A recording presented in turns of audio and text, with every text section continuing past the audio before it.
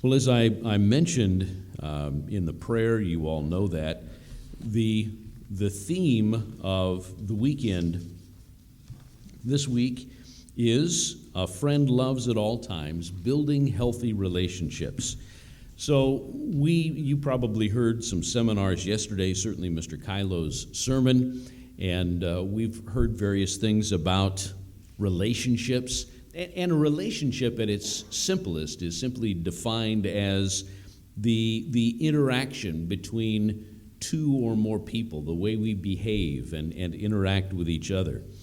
And so this theme allows us to talk about everything from relationships with friends and extended family, neighbors, coworkers, each other as church members, our relationship with God, marriage and family relationships, and maybe even toxic relationships, because those things really do exist. And it's very appropriate. All of these things affect every one of us, because from the moment we take our first breath until the moment we die, we are surrounded, our lives are saturated with relationships, right? Some of them are casual, and they don't, I guess, carry great meaning. You know, you might think of someone you see maybe on a regular basis, but there's no real connection. As I was thinking about this, I actually had a dentist appointment a couple of weeks ago, just, your standard 6-month thing. And the hygienist we have, she's a sweet lady. She does a good job. I know her first name, and that's about it. I see her every 6 months. She cleans my teeth. Of course, how many of you experience this? You're lying in a dentist chair. You get your mouth wide open. They are in there up to their elbows with instruments and that sort of thing, and that's when they ask you questions. Anybody else have that? I think that's something they teach them in hygienist school.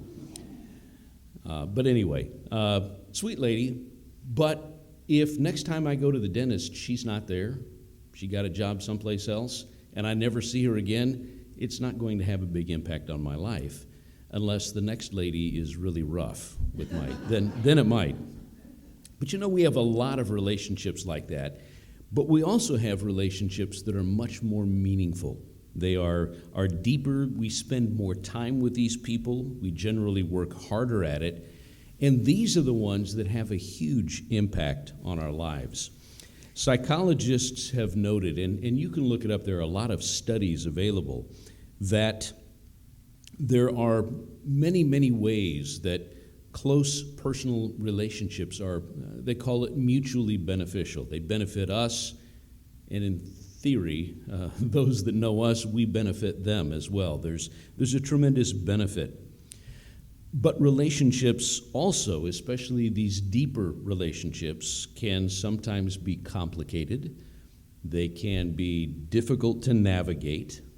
They can be frustrating and stressful, and wonderfully enriching and enjoyable, and sometimes all at the same time, right? The same relationship can be all of those things. I ran across something that I found rather ironic. How many of you have ever heard of the Museum of Broken Relationships? There really is such a place. It's in Zagreb, Croatia. It is a museum. They say they have over 4,000 items that have been donated to the museum with a description of what this item was and how this all came about. Although they did say some items don't need a description or an explanation. One of them was given by a fiancé, and it's a book entitled, I Can Make You Thin. That one, they said, did not require an explanation as to why that ended in a broken relationship. But, it just goes to show how relationships sometimes can be complicated and enriching and challenging, and some relationships don't last. And so a weekend focused on relationships is good. But today in this seminar, I want to take a step back and actually go to that space before we get to relationships. Because I want to ask what might be an even more fundamental question, and that is, why did God create us to have and to need relationships? What's the point? What's the purpose? We know God didn't have to do it this way, right? He could have created us in another way. In fact, some of his creation is made like that. For example, polar bears. Polar bears, once they reach adulthood, they wander off and live solitary lives out on their bleak, frozen landscape. They only meet up with other polar bears during mating and for the females when they're raising their cubs. And then as soon as the cubs are on their own, they live completely solitary lives. They don't interact with other polar bears. Another one is snow leopards. Snow leopards are incredibly beautiful cats. And like most big cats, I think lions are an exception. Lions live together in prides, big families. But most big cats tend to be more loners. Snow leopards are apparently on the extreme edge of that. They are always by themselves, except for mating, and again, when the females are raising their, I guess it'd be kittens for a snow leopard. By the way, fun fact, there has never been a confirmed case of an attack by a snow leopard on a human being. So, in case you run into one of those this afternoon, you're safe.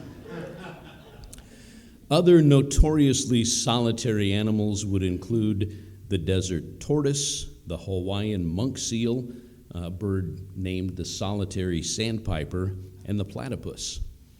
Where other animals live in, prides or herds or flocks, whatever we may call them, these animals spend almost their entire existence by themselves. And God created them that way. They're perfectly happy. They never wonder why they don't have friends. They rarely, if ever, get into arguments, have misunderstandings. They never worry if somebody else is going to grab the TV remote and change the channel. But by design, God created them to live and to function perfectly well by themselves. Why did he not create human beings to be that way? I mean, there probably are times when we think, my life would be a lot simpler if it was just me. But he didn't create us that way. We know that by and large, we can be categorized as either extroverts or introverts, right? And probably most of you have a decent idea which one of those categories you fall into. But even whoever might be the most introverted person here, you still have that need and that desire for relationships. Now, maybe you have a much smaller need for interaction with numbers of people, but we still have that need. In fact, God designed us to want that one special relationship that we can build a life with. And no matter how extroverted or introverted, we tend to look for that. And for most people, at some point we find that, we marry, we build a life together, we intertwine our lives together as God commanded it to be. But the question still comes down as to why. If God created some creatures to live solitary existences and do just fine, why not you and me? Why not human beings? What is there that we should learn? And I think it's a valuable question to ask, and maybe this actually serves as a bit of a foundation for all of the other seminars we'll hear here. Because if we understand why God gave us relationships and created us to need them, then maybe it adds a little emphasis to all of the things the other speakers will share. One of the answers, I think we have to start with the fact that God himself is a relational being. If we go to John chapter 1, we've often said this is the furthest that we can look back into the mists of time, and I think it's very accurate. John 1, beginning in verse 1, we read, "In the beginning was the Word, and the Word was with God, and the Word was God, and he was in the beginning with God." So we read that as far back as time goes, we have the one we know as the Father, and then the Word, the Logos, the one who later would become Jesus Christ. And these two beings were deeply connected. They were perfectly unified in mind, in purpose, in love, in ethics, in their plans for the future, their desires for the future. And they wanted to share not only the future together, but they wanted to share it with more beings. They wanted to build a family because God is relational. And in this plan that was, we read Jesus Christ was the lamb slain before the foundation of the world. So before apparently the physical creation was even brought into existence, they had a plan. And that plan involved ultimately you and me, to the point where eventually he wants to bring us into his family for all eternity, to live, to work together, to serve together. Notice the word together, to serve together for all of eternity. God is a relational being. And while he created, like I said, animals who live solitary existences, we are the only creature that is created in his image. I want you to notice that Genesis chapter 1, probably know these verses very well. Genesis 1, verse 26, we read, "Then God said, 'Let us make man in our image, according to our likeness, and let them have dominion over the fish of the sea, birds of the air, cattle over the earth, every creeping thing that creeps on the earth.' And so God created man in his own image. In the image of God, he created him, male and female, he created them." So we know at the very beginning, God created us in his image. Two words are used in verse 26. One is image, in my New King James. The other one is likeness. Now, is God just repeating himself? Is this just redundancy? Or is there a little bit more involved? The word image in Hebrew means pretty much what we would expect, that in form, in shape, God created us, designed us to look in general as he appears. And we understand that. The word likeness is a little more interesting. The Hebrew, I won't even try to pronounce it. It's AHLB is how that was transliterated into English. Hulb, something like that. But what it is, it carries with it the picture of a door moving back and forth. It's often used of water moving back and forth. It's actually used of blood, the circulation of blood in our bodies moving back and forth. Here's a quote from one source. It says, "It is used of a son from the blood of his father, how he resembles his father." A son from the blood of his father, we will still use the term, for example, so-and-so is a blood relative, right? We share DNA. We share a common ancestry passed on through the blood. That's the sense that's being used. But it says, "As a son of the blood of his father resembles his father." That circulation of water, of blood, saying the same thing is true in families. And when you think about it, children, this is more than just looking like his father. And very often there are family traits and characteristics, and we understand that. And you can see kids, you can see a particular family, and you realize these people are all related. They look alike, right? But it's more than that. It's deeper than that. It also includes often mannerisms, aptitudes, sometimes physical or mental capabilities. You have a dad who is incredibly strong. My father-in-law talks about a relative of his who could walk into a shop and pick up a full Chevy 350 motor and just pick it up off the bench and walk off with it. Whoa. He's not a guy you argue with. But what would you expect his sons to be like? Well, they might only pick up 6 cylinders, but still, right? You expect some of those characteristics because it follows. Think that through. If we are created in the likeness of God, we share more than just physical characteristics. It implies an interconnectedness between human beings and God that goes beyond anything else in the created realm. No other creature has that interconnectedness with God. In fact, no other creature has the ability to understand God and understand His plan in the way that God designed human beings to do. So God is fundamentally relational. He created us. We come into existence out of His desire to expand His family, to have a relationship. And He designed us to be the same way. Remember, we're created in His image and in His likeness. In a book called The Mature Mind, Dr. Gene Cohen writes the following. He says, research shows that having at least one, and preferably more than one, what he calls a confiding relationship. In other words, it's not a passing relationship. It's not like your hygienist.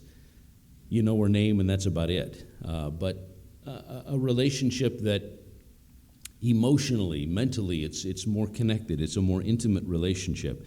He said having at least one or preferably more than one confiding relationship is a key ingredient to mental health and resilience.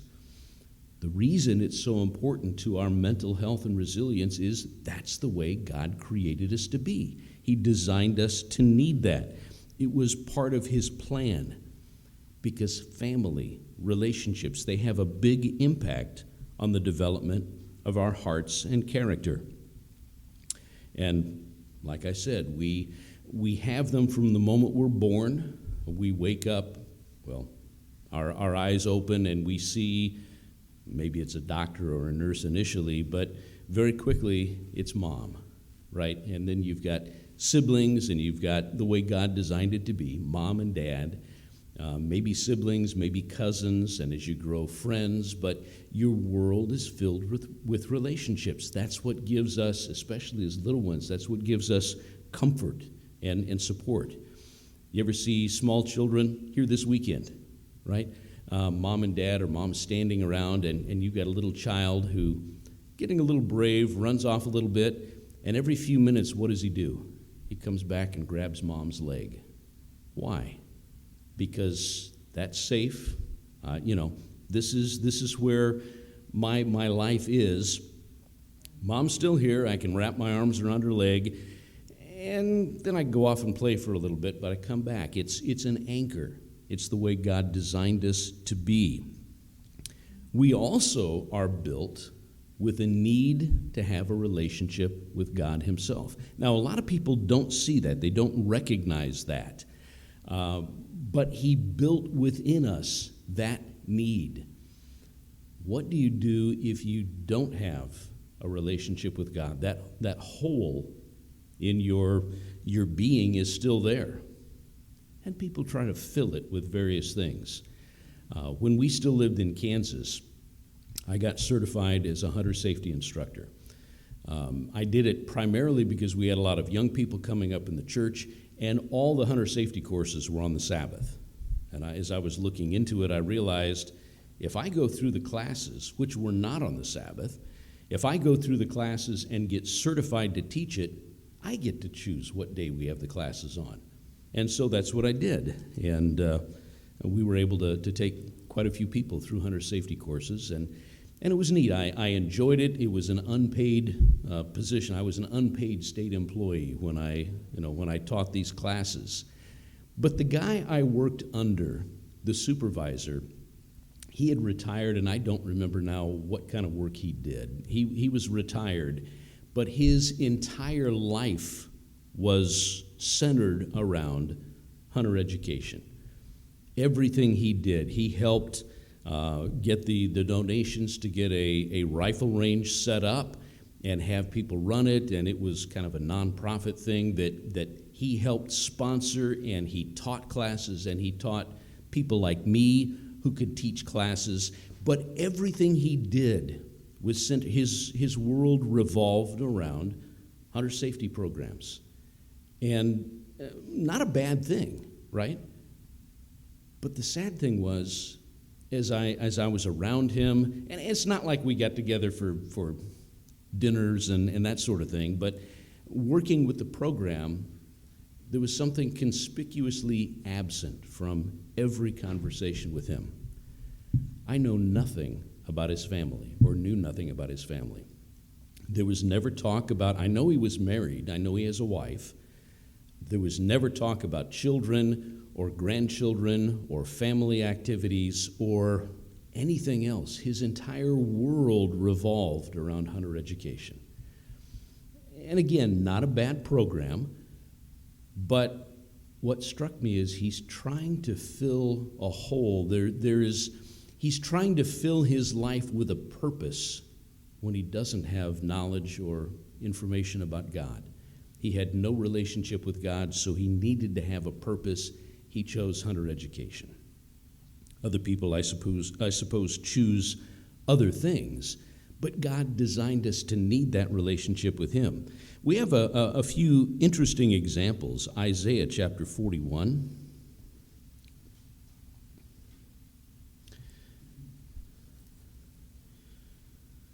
Mr. Johnson said his watch broke. Mine's not broken, but if I don't set it up here, it doesn't do me any good.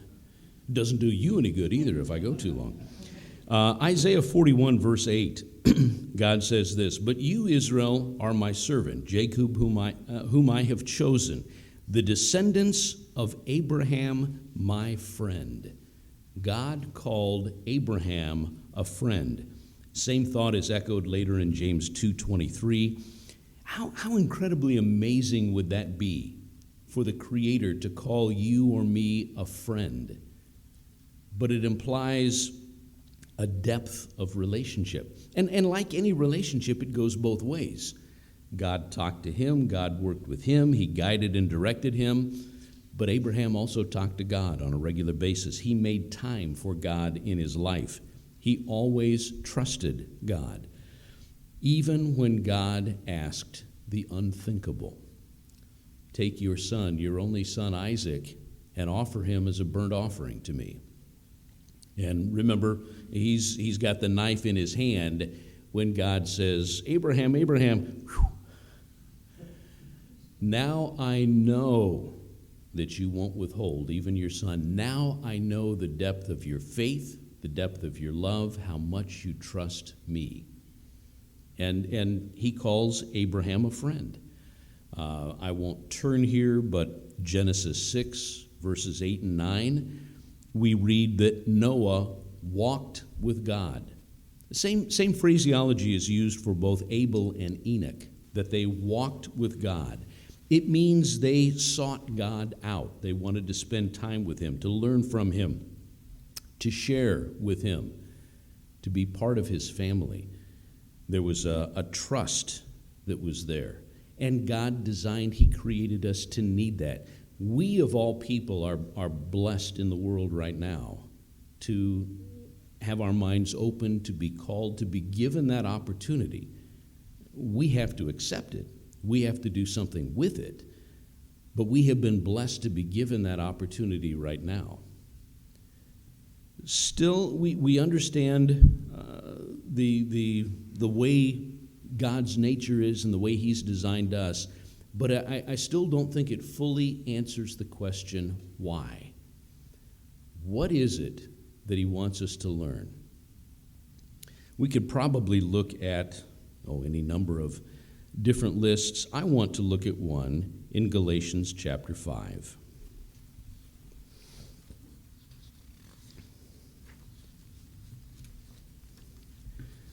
Galatians chapter 5. We'll begin in verse 22, very familiar verses to all of you, I'm sure. Galatians 5, verse 22. But the fruit of the Spirit is love, joy, peace, long-suffering or patience, kindness, goodness, faithfulness, gentleness, and self-control. Against such there is no law. We're very familiar with this. We understand these are the facets, the elements that produce the fruit that God's Spirit produces in us. We realize there is effort on our part to develop this, but it is from God's Spirit. Question is, how does this apply to relationships? I want you to look at this list. Which one of these can be fully developed or used or be meaningful without relationships with other people? What does love mean if you're a snow leopard and you never see any other snow leopards? What does patience mean? What does kindness mean? What do any of these things mean? Maybe we've heard sermons. I've given sermons where you go in, you dig into the original Greek and pull out the depth of meaning, and that's wonderful, and that's great information to have. But what does it mean without relationships? If you back up a couple of verses, verse 19, the opposite side, the works of the flesh are evident, which are these: adultery, fornication, uncleanness, means uncleanness at a base level, moral uncleanness, lewdness, idolatry, sorcery, which some translations have as drug abuse, hatred, contentions, jealousies, outbursts of wrath, selfish ambitions, dissensions, heresies, envy, murders, drunkenness, revelry, and the like. These are all the things that carnal human nature is capable of having and doing all by itself. How many of those are relational?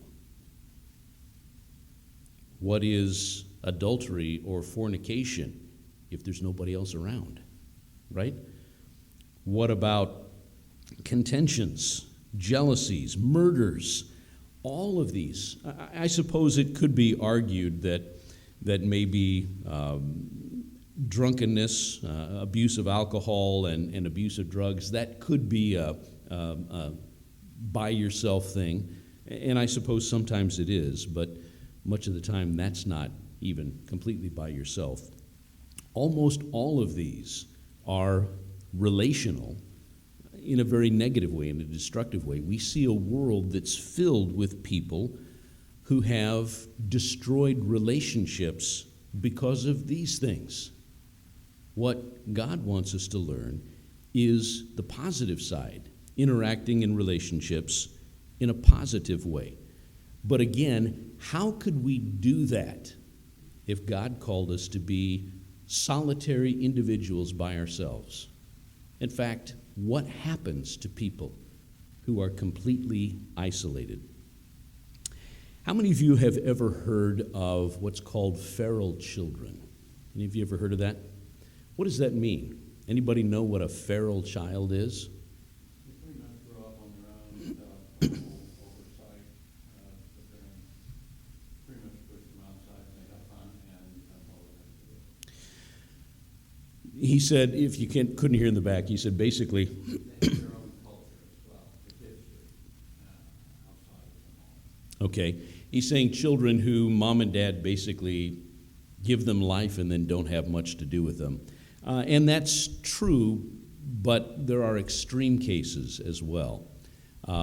Think of Mowgli in the Jungle Book by Rudyard Kipling. You remember that? Kind of a cute children's story. Did you know that story was written based in large part on a true story, on a true account of a boy who was found in 1872 in the jungles in India at about the age of 6, who had apparently been raised by wolves.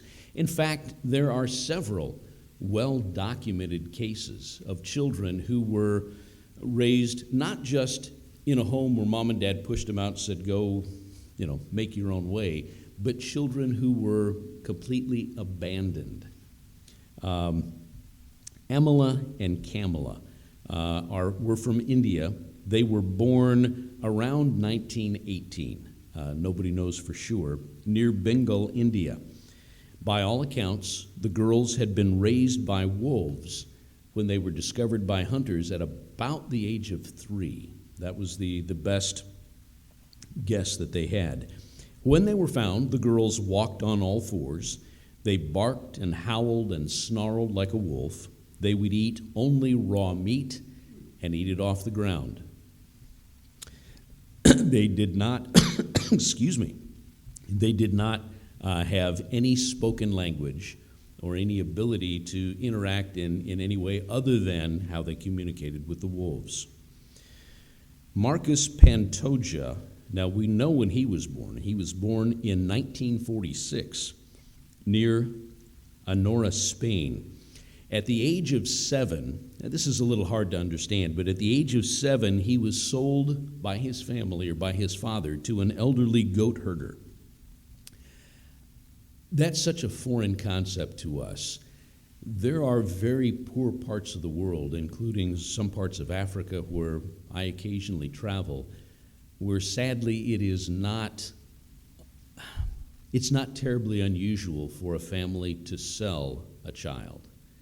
As heartless as that sounds, in very poor areas where they are unable to feed all of the children they have, if they sell a child to a fisherman, to a herdsman, who can use that child, number one, the family has one less mouth to feed. Number two, they have a little bit of income to feed the children that are left. I realize it's beyond anything we can imagine, but it does happen. That is something that happens in other parts of the world. This boy was sold to an elderly goat herder who, by all accounts, treated the boy well, taught him a number of skills. Trouble is, not too long after the boy was sold, the goat herder died. Being unable to get back to his family or anything else, living out in a very remote area, Marcos simply moved into the woods, and for the next 11 years lived, interestingly, in the company of wolves. When he was discovered again, hunters found him at about the age of 18 or 19. Initially, when they saw him, they weren't sure what it was. His hair had grown long. He walked on all fours. He howled and barked and growled like a wolf. When they captured him, they actually he went into a cave with the wolves. They smoked them out. The hunters killed the wolves and were able to capture him, and he bit and fought like a wolf. Nuns at a nearby hospital where he was taken began to work with him, and over a period of months and a couple of years, they taught him to walk upright, to use language again, to begin to dress, to use clothes, and begin to teach him how to get along with other people. All of these children who were discovered, they grew up completely isolated from human beings, did not know how to interact with other people. Oksana Malaya was born in Ukraine, and again, we know when she was born. She was born in November of 1983. It's not that long ago, right? November of 1983. Early records show that she was born as a normal, healthy baby girl. But by age 3, she had been so neglected by her alcoholic father that he completely abandoned her to live her life totally surrounded by dogs. When authorities found her at about the age of 7.5, so she'd spent 4.5 years with dogs, she could not talk. She behaved like a dog. She ran on all fours. They said she had heavy calluses on her feet and knees and hands from going on all fours. She barked. She would only eat off the ground and took care of her hygiene like a dog.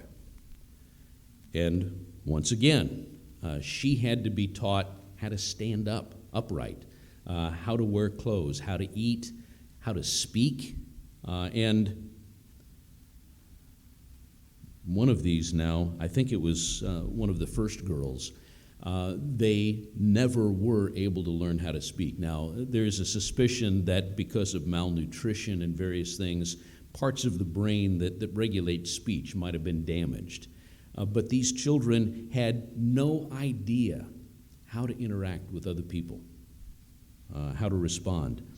Another interesting story I'm sure you are familiar with is that of Helen Keller. Helen Keller was born as a perfectly normal baby girl until at the age of 19 months, she suffered an illness. You can read about it. There are a couple of different ideas as to what that may have been. But it was a severe feverish condition that when it was done, it left her blind and deaf. So not by neglect, not by abuse or accident, but by disease, she was totally isolated. Think about it. A 19-month-old, how much do they understand about speech and those sort of things? It's still starting to develop, and she was totally cut off. She felt alone. She was angry. She was frustrated. She couldn't understand the world around her. And by all accounts, she became a wild child. Later on, when obviously after the work of Anne Sullivan, she was able to work through this, and Helen Keller published several books, writing about her accounts. But in one of them, she distinctly remembers having a toy, a porcelain doll of some sort, and she dropped it and said, "I felt the doll shatter at my feet." And she described having absolutely no feeling about it, one way or the other. There was no sense of loss. This was something special to me. All empathy was gone. We've got a couple of cats at home. And sometimes, they get to messing around. Cats are sometimes incredible animals. They can start racing around the house and turn a corner actually by going up on the wall, and you know how they do. And we had been gone for, a weekend. I don't remember where we had went. My wife had a lamp where we had went. That's good English. Where we had gone. Please delete that other off the recording. But my wife had this lamp. I didn't think it was anything special, but she liked it. It had this glass base that came up, kind of an auburn-colored glass that came up and flared out, and then you've got the light and the lampshade. We came home to find that the cats had apparently gotten really excited at some point. One of them tried to go apparently up and over the in-stand, knocked the lamp off. It hit the tiled floor, and you know what happened. And you know something? We came home, and those cats didn't seem to feel guilty at all. We got no apology. It was, to an animal, it fell off. Man, that sound scared me, but I got over it. I'm okay, right? That's how, in essence, Helen Keller described herself. The doll shattered, but I'm okay. There was no empathy. Anne Sullivan, and that's a fascinating case, how, of course, Anne Sullivan spent part of her own childhood blind, so she had an understanding of how to reach Helen, and she did. But it's a fascinating story of showing how in every one of these cases with these feral children, they had to teach the children how to interact with people, how to show concern for someone else, how to show love, how to show patience. If you are totally by yourself, what need do you ever have for patience? Gentleness, self-control, no need for any of those things. They had to teach them language. The only way they could communicate for most of them was animal sounds. The concept of love for another being was almost as foreign to these children as learning a spoken language. Now, translate that into God's plan. God has a plan to bring probably billions of sons and daughters into his eternal family, to work together to enjoy the challenges, the opportunities of the universe forever and ever. How can we do that if we haven't learned how to have right and proper relationships with one another? If God had designed us to be solitary creatures, unless he created a separate universe for every one of us, what could we do? God designed us and created us to need relationships, to be surrounded, that our lives are saturated by relationships with the intent. Now, we look at the world and we realize so much is wrong individually in families. That's why we see rates of murders, rates of divorce, kidnapping on a national scale. War is simply the breakdown of relationships. All around us in society, we see negative examples of relationships gone bad. What God wants us to learn is how to have love, joy, peace, patience, goodness, kindness, meekness, temperance, or self-control. All of those things are required to have good, solid, loving relationships. To the degree we practice those things, our relationships are benefited and they improve. A husband and wife who can learn to treat each other both that way, the marriage is strengthened. It's by and large happy. The problem is none of us are perfect. And sometimes she's just wrong. I can only say that because she's in another room right now. That's just between the 60 or so of us, okay? But to the degree we can practice those things, our relationships are smooth and supportive and encouraging and loving. To the degree we don't, our relationships have problems.